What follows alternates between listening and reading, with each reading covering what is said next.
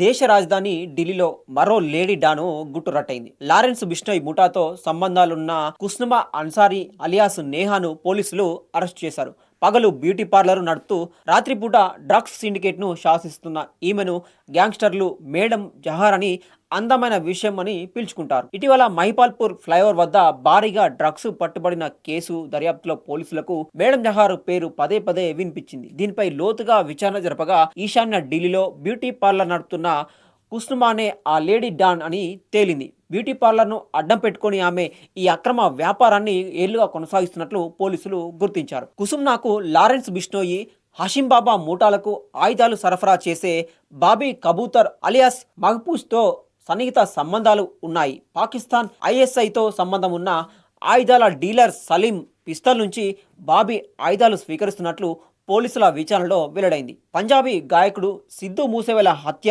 నటి దిశా పటాని ఇంటిపై కాల్పుల ఘటనల్లో బాబీ సరఫరా చేసిన ఆయుధాలనే వాడినట్లు ప్రాథమికంగా గుర్తించారు. పక్కా సమాచారంతో ఢిల్లీ పోలీసుల స్పెషల్ సెల్ విభాగము కుస్నుమా, బాబీ కబూతర్తో పాటు మరో ఇద్దరిని అరెస్ట్ చేసింది. ఈ ముఠా ఆర్థిక మూలాలపై దర్యాప్తు చేస్తున్నట్లు అధికారులు తెలిపారు. గతంలోనూ బిష్నోయ్ గ్యాంగ్కు చెందిన లేడీ డాన్లు దీపా, జోయా ఖాన్లను పోలీసులు అరెస్ట్ చేసిన విషయము అందరికీ తెలిసిందే.